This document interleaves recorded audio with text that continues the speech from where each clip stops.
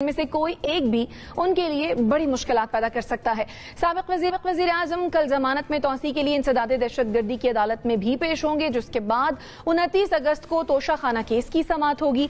उससे अगले रोज यानी 30 अगस्त को तौहीने इलेक्शन कमीशन में उनकी पेशी है, जबकि 31 अगस्त को तौहीने अदालत केस में इस्लामाबाद हाई कोर्ट ने उन्हें तलब कर रखा है। इसके बाद 6 सितंबर को इलेक्शन कमीशन में ममनुआ फंडिंग केस समाअत के लिए मुकर्रर है। इमरान खान इन 4 अहम मुकदमात में किसी एक में भी खुद को बचाने में अगर नाकाम रहे तो साबिक वजीर आजम नवाज शरीफ की तरह उन पर भी पार्लिमानी सियासत के दरवाजे बंद हो सकते हैं। ऐसे में सवाल यह है कि क्या साबिक वजीर आजम इमरान खान पार्लिमानी सियासत से बाहर हो सकते हैं। मामले पर गुफ्तगू के लिए जो मेहमान हमारे साथ मौजूद हैं, तारुफ मैं आपसे करवा देती हूँ। हमें ज्वाइन किया है नासिर बेग चुगताई साहब ने, अवैस तौहीद साहब हमारे साथ मौजूद हैं, ब्रिगेडियर रिटायर्ड हारिस नवाज साहब ने हमें ज्वाइन किया है, और हमें ज्वाइन किया है मुजम्मिल सोहरावर्दी साहब ने भी। आप तमाम मेहमानों के वक्त का बेहद शुक्रिया। एनबीसी आपकी जानिब आऊंगी, क्या लगता है क्या खान साहब हर गुजरते दिन के साथ मजीद मुश्किलात में फंसते जा रहे हैं, क्योंकि जितना वो हाथ पांव मार रहे हैं हम देख रहे हैं, उतना ही जो है उनकी मुश्किलात बढ़ती दिखाई दे रही हैं। जी, ये मुश्किलात पहले से मौजूद थी, सरफेस पर नहीं आ रही थी, लेकिन कई सवाल उठते हैं इसमें कि क्या सजा हो जाएगी। चले मैं मान लेता हूँ सजा हो जाएगी। क्या वो नाअहल हो जाएंगे? मैं मान लेता हूँ नाअहल हो जाएंगे। तो तोशा खाना में या कंटेम्प्ट में, या अगर कंटेम्प्ट में 30 सेकंड की भी सज़ा होती है तो वो 5 साल के लिए डिस्क्वालीफाई हो जाएंगे। इसी तरह और मामला आते हैं। फंडिंग का केस है, फंडिंग केस भी बड़ा सीरियस है जो बताया आपने। लेकिन अगर नाअहल होते हैं तो क्या, बड़ा क्वेश्चन मार्क है। क्या वो मुल्क की जो सियासत है उससे आउट हो जाएंगे? मेरा ख्याल है नहीं। देखिए, अयूब खान साहब थे एक बड़े आमिर, 10-11 साल तक जो कहते थे उस पर अमल होता था। उन्होंने पाकिस्तान की पॉलिटिक्स के तमाम सियासतदानों को एक हुक्म के तहत, एब्डो के तहत डिस्क्वालीफाई कर दिया था। लेकिन जब वो रुखसत हुए, बल्कि उसकी रुखसती से पहले ही सब वापस आ गए, आहिस्ता आहिस्ता पॉलिटिक्स में वापस आ गए और वो दोबारा पार्टिसिपेट करने लगे। आज उनकी औलाद निसार खोड़ो वगैरह सब मौजूद है हमारे सामने, और वो पॉलिटिक्स में एक्टिव हैं वो लोग भी, तो वो उनका नाम भी चल रहा है। फिर चले, मैं एक और बड़ा नाम लेता हूँ, जुल्फ़िकार अली भुट्टो। पूरी कोशिश करके देख ली, बंदे को फांसी पर टांग दिया एक फेक मुकदमे में, एक ऐसा मुकदमा जो पीएलडी में शामिल नहीं है, जिसको अदालत बतौर नज़ीर कबूल नहीं करती है, उठा के फेंक देती है बाहर जाओ, ये दलील पेश नहीं करना हमारे सामने। शर्मिंदा है कोर्ट इस मुकदमे के फैसले पर। तो फांसी दे दी, दफन कर दिया उनको। दफन भी किस तरह किया कि 8 आदमी थे टोटल फौज के, और 7-8 माली थे और खादिम थे हवेली के। उन्होंने कहा हम नमाज जनाजा पढ़ेंगे। उन्होंने नमाज जनाजा पढ़ी। 7-8 आदमियों ने चारपाई पे लाश पड़ी हुई थी, ना कोई तोप की सलामी, ना कोई, दफन कर दिया। उस बंदे की कब्र ने 4 बार वोट हासिल किए, 4 बार इंतखाबात जीता वो। इसी तरह होता रहता है। एक पूरी दुनिया में सिस्टम है, जनूबी एशिया में, कि आप जिसको भी डिस्क्वालीफाई करेंगे वो क्वालिफाई होकर किसी न किसी शक्ल में आएगा, रातों को डराएगा, भूत बन जाएगा, आपको तंग करेगा, परेशान करेगा। तो मेरा ख्याल ये है कि इसका नतीजा तो कुछ निकलेगा नहीं। लेकिन मुझे एक फिक्र सिर्फ ये है कि जनाब भुट्टो साहब हुए या कोई और हुए, उनके पीछे लोग मौजूद थे जो पार्टी संभाल सकते थे। उनके करीबी नहीं, मतलब सियासतदान नहीं, उनके ख़ानदान वाले। यहाँ का मसला जो है, वज़ार महमूद शाह महमूद साहब या असद उमर साहब, इनमें आपस में जो इख्तिलाफ़ात हैं वो आपके सामने हैं। तो वो, लेकिन ये कि आप किसी का को माइनस नहीं कर सकते किसी फैसले से। फैसला अवाम का होता है, अवाम जब फैसला देते हैं वो मैटर करता है। सही। अवैस तौहीद साहब, जिस तरह से एनबीसी ने पॉइंट रेस किया कि मान लिया अगर वो नाअहल हो जाते हैं तो फिर क्या होगा, और जुल्फ़िकार अली भुट्टो की भी उन्होंने मिसाल दी, आप क्या देखते हैं? अगर मान लिया कि वो नाअहल हो गए तो तहरीक इंसाफ का मुस्तकबिल क्या होगा, खुद खान साहब का मुस्तकबिल क्या होगा? शाइस्ता, देखिए मुझे ये लगता है कि रियासती निज़ाम की ये वार्निंग्स हैं इमरान खान साहब को।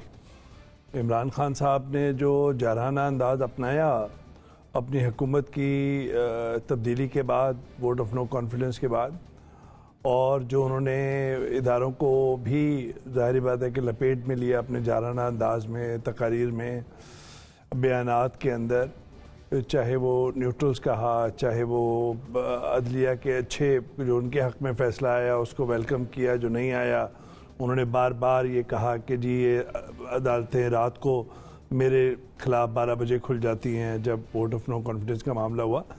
تو یہ سارا جو انہوں نے جارحانہ انداز اپنایا، مجھے ایسا لگتا ہے کہ یہ ایک ریاستی نظام کی وارننگز ہیں عمران خان صاحب کے لیے، اور عمران خان صاحب کی ایک یہ اعصابی جنگ ہے، یہ قانونی جنگ ہے، اور مجھے لگتا ہے کہ جس طریقے سے وہ کیس در کیس، چاہے وہ توہین عدالت کا کیس ہو، چاہے وہ ممنوعہ فنڈنگ کا کیس ہو، چاہے توشہ خانہ کا کیس ہو، چاہے شہباز گل صاحب کا کیس ہو، ان سارے کیسز کے اندر وہ پھنسے ہوئے تو ہیں، لیکن یہ ان کو لگتا مجھے یہ ہے کہ آنے والے دنوں کے اندر کوشش یہ ہے کہ ان کی جو موبلٹی ہے وہ ریسٹرکٹ ہو، ان کے بیان کو کہیں نہ کہیں سیفٹی والز لگیں، اور وہ خود یہ اندازہ لگائیں کہ ان سے ماضی قریب میں کیا غلطی ہوئی ہے۔ ایک اگر پیچھے جائیں تو آپ دیکھیں کہ ہماری تاریخ جو تلخ تاریخ ہے اس کی کیا حقائق ہیں، تلخ حقائق۔ وہ یہ کہ 2014 میں جب دھرنا دیا عمران خان صاحب، جب یہ لاڈلے تھے، جب یہ سارا پورا ریاستی نظام صدقے واری ہو رہا تھا عمران خان صاحب کے،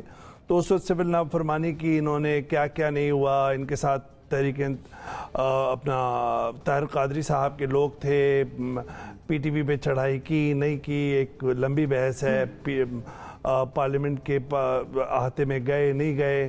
اس وقت ان کے خلاف کوئی ایسا کیس نہیں ہوا جس میں ان کی پیشیاں ہوئیں، جن کی حاضریاں ہوئیں، اور اس کے بعد ظاہری بات ہے کہ پھر وہ اقتدار میں آئے۔ تو لگتا یہ ہے کہ عمران خان صاحب جو ہیں اس وقت ریاستی نظام کو سرنڈر دیکھنا چاہتے ہیں، جو نہیں ہوگا، ظاہری بات ہے، ریاست اتنی کمزور نہیں ہوتی، اور دوسرا ریاستی نظام ان کو وارننگ شاٹ دے رہی ہے، بار بار ان کو ہرڈل سامنے آ رہی ہیں کہ آپ نے یہ بھی کیا، آپ نے یہ بھی کیا۔ سو آئی پرسنلی تھنک دیٹ یہ ایک اعصابی جنگ ہے جس کے اندر عمران خان صاحب برے طریقے سے پھنسے ہوئے ہیں۔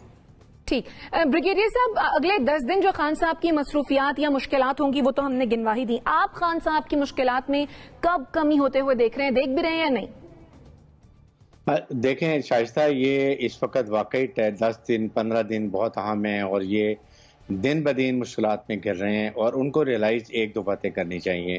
نمبر ایک بات یہ ہے کہ جب آپ کو اتنی پاپولیرٹی مل گئی ہوئی ہے، عوام آپ کے ساتھ ہیں، یوتھ آپ کے ساتھ ہے جو 60% پاکستان کی پاپولیشن ہے، تو آپ کو باقی کرٹیسائز کرنے کی اداروں کو نہیں ضرورت۔ آپ کو کسی حالت میں یہی عدلیہ ہے جس نے آپ کو الٹیمیٹلی ریلیف دینی ہے، اور اگر آپ زیادہ قانون ہاتھ میں لیں گے تو سزا بھی انہوں نے دینی ہے۔